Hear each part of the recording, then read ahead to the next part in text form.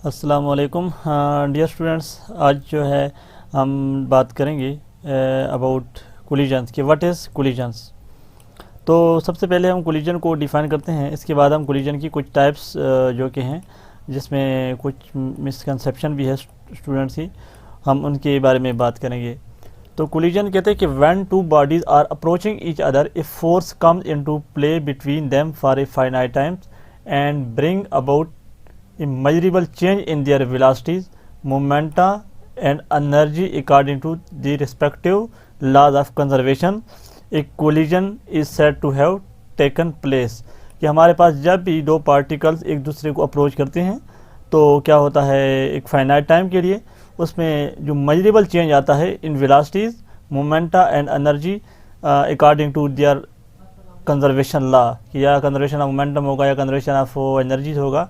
तो उसके अकॉर्डिंग जो हमारे पास जब ये चेंज होती है वेलोसिटी, मोमेंटम एंड एनर्जी, तो इट मीन्स कि कोलिजन्स हो रही है। फिर वो कहते हैं कि for a collision physical contact is not necessary. यहाँ पे स्टूडेंट कहते हैं, मतलब ये होती है कि कोलिजन में दो पार्टिकल का जो हमारे पास तसादम होता है, हालांकि एक्चुअली ये ज़रूरी नहीं है। जैसे हमारे पास न्यूक्लियर कोलिजन होती है, तो ऐसे अल्फा पार्टिकल यहाँ से फॉर एग्जाम्पल मैं बात करूँगा कि जैसे आता है तो डिफ्लेक्ट हो जाता है, तो ये भी एक कोलिजन है, ठीक है। और इसी मज़ीद जो उनकी टाइप्स है तो हम इनको भी डिफाइन करते हैं। कहते हैं कि if the nature of the particle does not change collision is termed as scattering. कि समटाइम हमारे पास दो पार्टिकल जो न्यूक्लियर पार्टिकल यानी कोलिजन होती है, उसमें पार्टिकल दूसरे पार्टिकल की क्लोज जाता है तो उसके न्यूक्लियर जो हमारे पास फील्ड होती है उससे क्या हो जाता है, उसकी नेचर यानी एक पार्टिकल जो स्प्लिट हो जाते हैं। जैसे हमारे पास आपने पेयर प्रोडक्शन का नाम सुना होगा कि पार्टिकल दूसरे पार्टिकल की क्लोज से पास होता है तो इसमें दो मतलब पॉजिट्रॉन और इलेक्ट्रॉन जो है ना बन जाते हैं एक हमारे पास किसी चार्ज पार्टिकल से। तो इस तरीके से मतलब अगर नेचर चेंज ना हो तो हम इनको कहेंगे स्कैटरिंग। इसके बाद हम डिफाइन करते हैं basically on the base of their energies के इसको ऐसे classify elastic collision and inelastic collision. इन जो इलास्टिक कोलिजन होती है final particle are the same as the initial particle. दूसरा ये होता है कि सम ऑफ काइनेटिक एनर्जी होती है हमारे पास सेम एज बिफोर। क्यों, मोमेंटम ज़रूरी नहीं है, लेकिन मोमेंटम जो है हमारे पास सारे जो जितने भी चाहे इलास्टिक कोलिजन है चाहे इनइलास्टिक कोलिजन है, मोमेंटम सब केस में कंजर्व होता है। लेकिन जो इलास्टिक कोलिजन है उसमें सम ऑफ काइनेटिक एनर्जी जो बिफोर एंड आफ्टर कोलिजन क्या होती है, सेम होती है।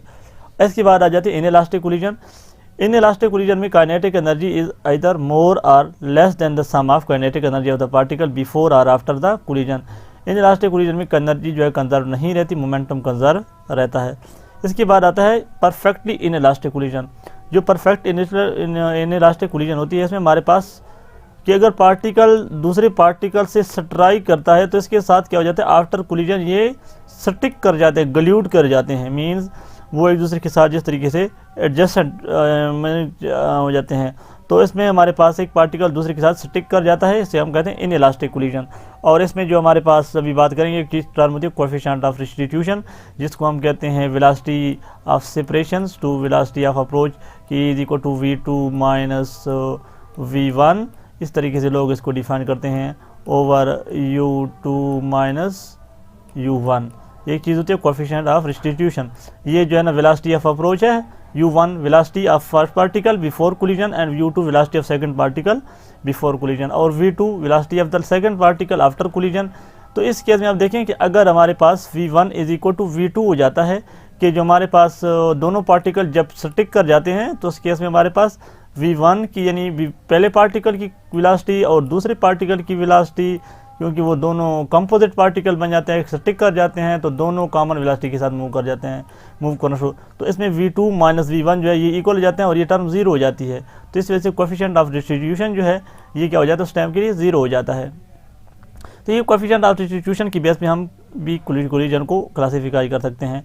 यहाँ पे उन्होंने कुछ इलास्टिक कोलिजन की टाइप बताई है कि काइनेटिक एनर्जी के हमारे पास जो collision of the gas molecule है, सब एटॉमिक एंड न्यूक्लियाई की पार्ट जो हमारे पास कोलिजन होती है वो हमारे पास या इलेक्ट्रॉन एंड अदर सब एटॉमिक पार्टिकल की जो बीच में कोलिजन होती है उसको हम इलास्टिक कोलिजन के तौर पर कंसिडर करते हैं और होते हैं। जितने भी न्यूक्लियर सब एटॉमिक कोलिजन होते हैं वो सारे इलास्टिक कोलिजन होते हैं। इसके बाद इनइलास्टिक कोलिजन हमारे पास दो टाइप के होते हैं, एक होते हैं एंडोअर्जिक और एक होते हैं एक्सोअर्जिक। एंडो में हमारे पास एनर्जी हम दे रहे होते हैं और जो एक्सोअर्जिक होते हैं उसमें हमारे पास जो एनर्जी है एग्जिट होती है।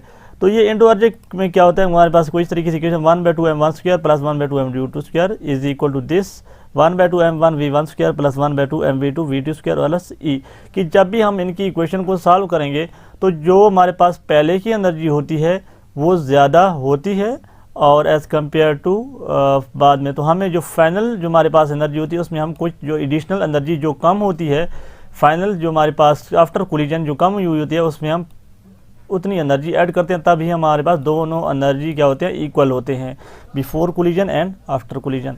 कि हमारे पास जो पहले वाली एनर्जी होती है, बिफोर कोलिजन वाली एनर्जी वो ज़्यादा होती है as compare to after collision, तो हम इसमें प्लस ई लगा लेते हैं जो हमारे पास, ताकि दोनों को हम इक्वल लिख सकें।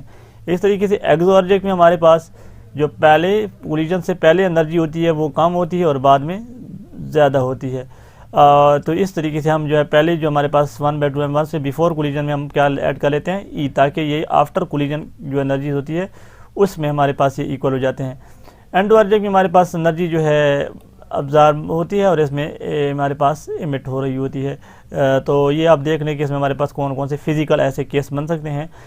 एक चीज़ होती है रिएक्शंस के, collision is said to be reaction if the final particle after collision are entirely different from the initial particle, कि हमारे पास जो पहले पार्टिकल और होते हैं और बाद में पार्टिकल की नेचर चेंज हो जाती है, इसको हम रिएक्शन भी कहते हैं। जैसे आप केमिस्ट्री में देख रहे होते हैं कि जब आप किसी चीज़ को हीट करते हैं तो इसके एटम एक्साइट और फिर डी एक्साइट, इस तरीके से यानी एक्सोआर्जिक और एंडोआर्जिक की बेस में हम इसको देख लेते हैं कि इसमें एक पार्टिकल की नेचर दूसरे से बिल्कुल डिफरेंट हो जाती है, जिसको न्यूक्लियर ट्रांसम्यूटेशन कहते हैं, उसको हम रिएक्शन भी बोलते हैं कोलिजन को।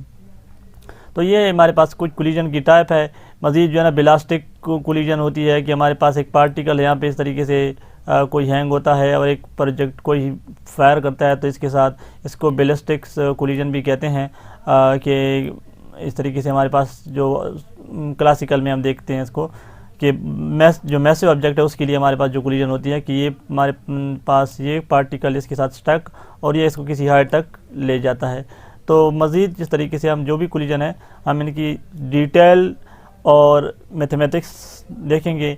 जो इनकमिंग लेक्चर हैं हमारे उसमें हम 1 by 1 को देखेंगे कि कैसे स्कैटरिंग होती है, कौन से पैरामीटर है जो उनको करेक्टराइज कर रहा है, कौन कैसे एंडोआर्जिक है, कैसे एक्सोआर्जिक है और इलास्टिक इन इलास्टिक, इनको सब हम डिटेल मैथमेटिक्स के साथ नेक्स्ट लेक्चर में डिस्कस करेंगे। आज का हमारा लेक्चर एक इसमें सिर्फ कि क्या कौन कौन से इलास्टिक इन इलास्टिक यानी जो टाइप्स ऑफ कोलिजन है ये क्या कैसे हैं और कैसे हम उनको क्लासीफाई करते हैं।